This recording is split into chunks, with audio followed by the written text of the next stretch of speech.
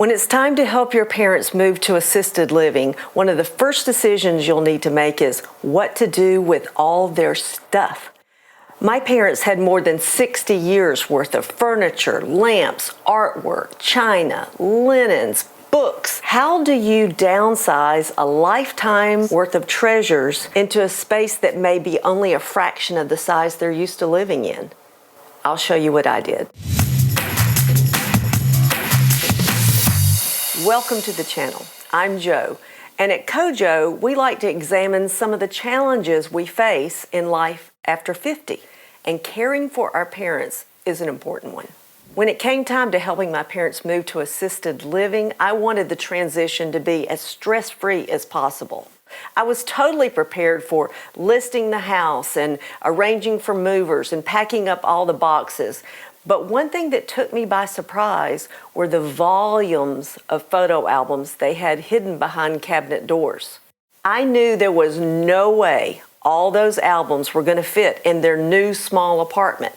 Furthermore, my mother couldn't stand the thought of throwing anything away, so I had to act fast. I really had no clue how sentimental my parents were until I started going through those photo albums and scrapbooks. I kid you not, there were no fewer than 30 huge 3-inch bound volumes weighing anywhere from 3 to 8 pounds each.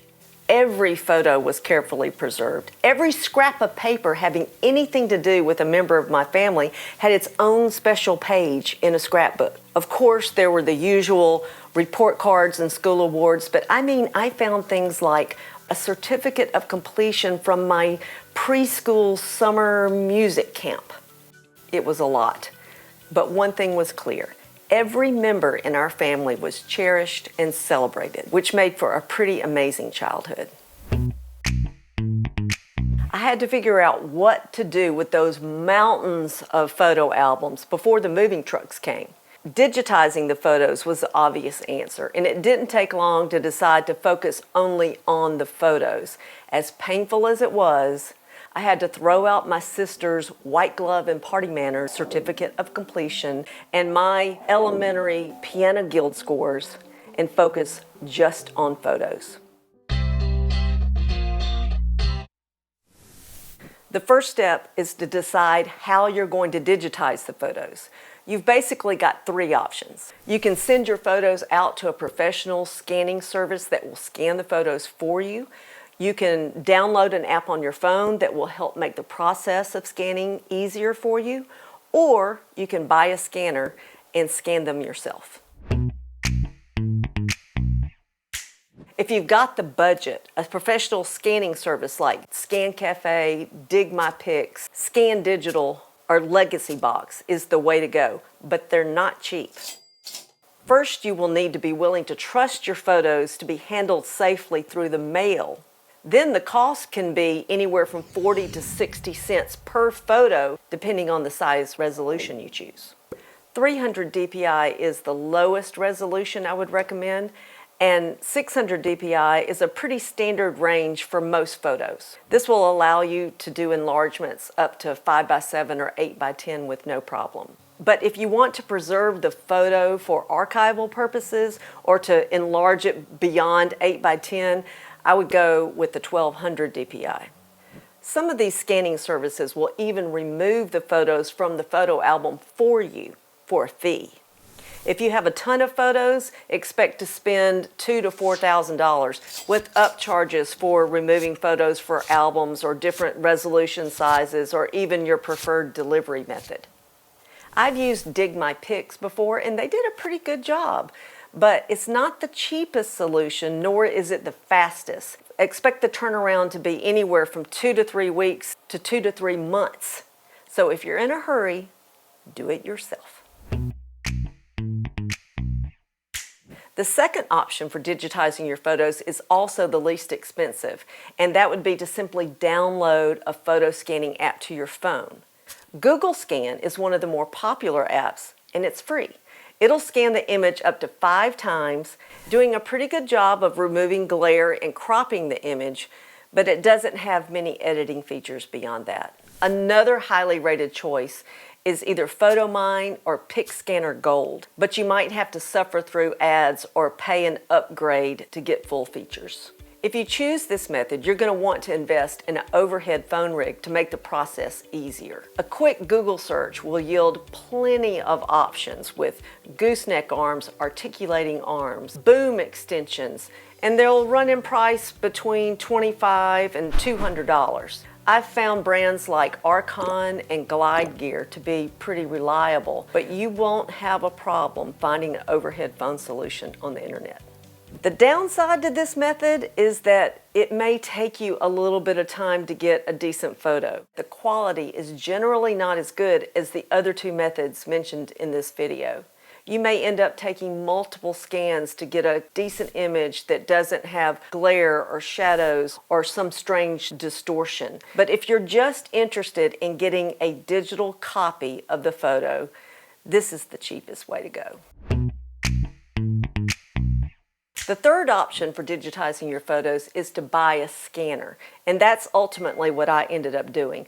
I wanted a good quality scanner that didn't cost thousands of dollars, so I went with the Epson Perfection V600 photo scanner, which I got at Best Buy for about $250. It's a flatbed scanner, so that allows me to scan multiple images at once.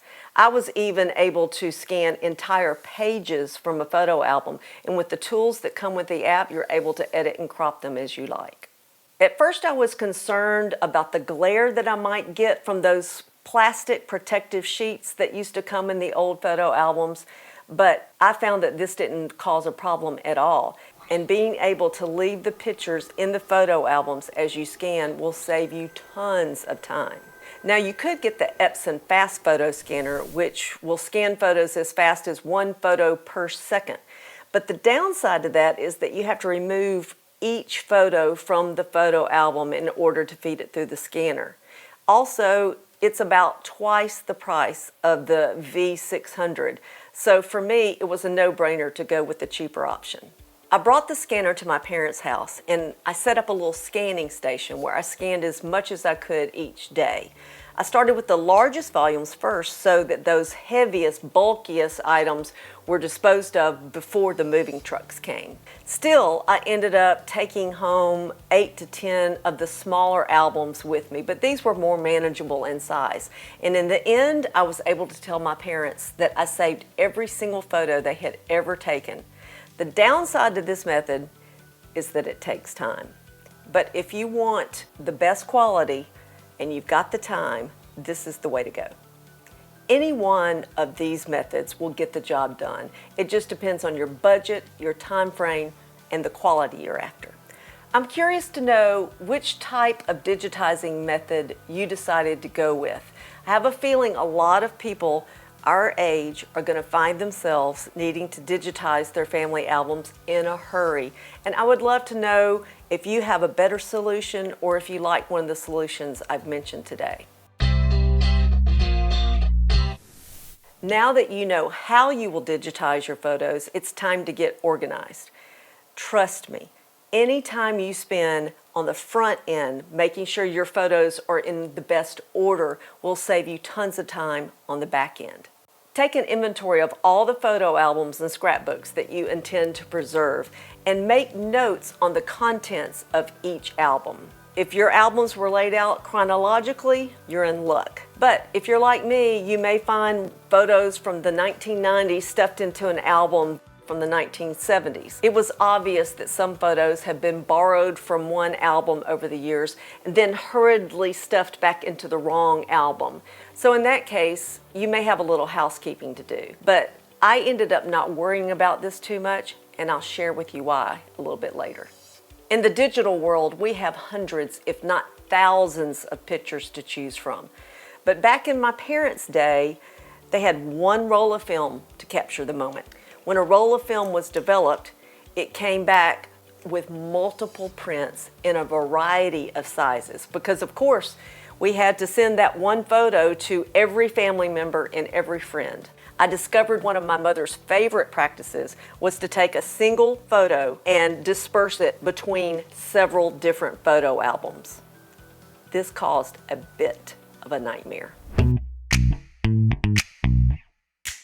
Do yourself a favor and mark every duplicate that you can find with a sticky note so that you won't make the mistake of scanning the same photo multiple times. After the fact, I had to go back and search for the photos that were the same but had different dimensions and different resolutions and throw out the lowest quality ones in favor of the higher quality ones.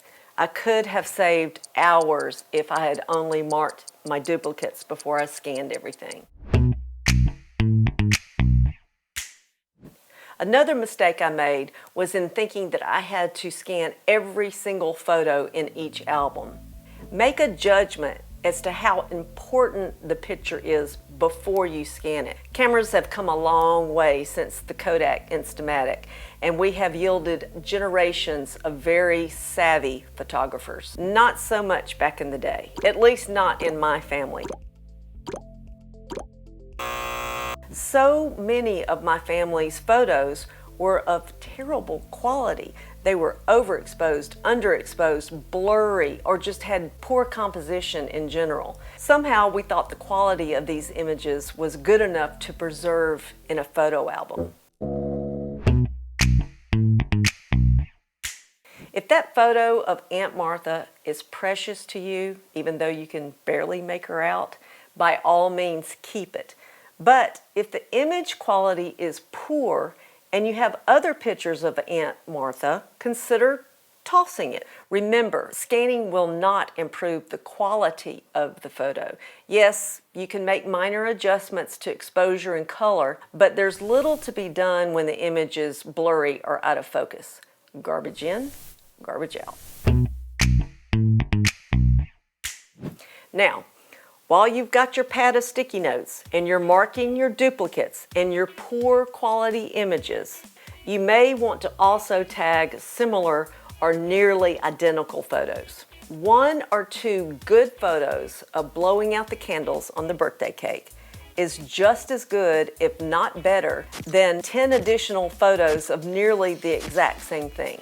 You'll be glad you culled these out before you begin scanning. Now, I have a bonus tip coming up to help you identify near identicals, but let's keep focused on organization for now. In the Settings dialog panel of your Epson software, you'll have the opportunity to create a unique suffix for the batch of photos that you're scanning.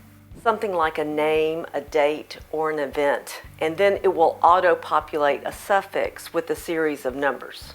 I generally start with a name or an initial followed by an underscore and then a brief description of what kind of event it is. Something like Stephen, childhood, then a number. Decide now how you will name each photo album in a way that makes sense for your photos. My mother had separate albums for her childhood, her wedding, vacations my parents took, and one for each child in the family. So it was logical to stick with those categories and name each batch of photos in a way that mirrored each album. I'll show you exactly how to do that when we get to the next episode, but for now, all you need to do is think of a naming convention that will fit all your photos and stick with it. Next, I'll take you through setting up your scanner and adjusting your settings to give you the best results possible for your digitizing project. And if you're getting value from this series, be sure to like and subscribe.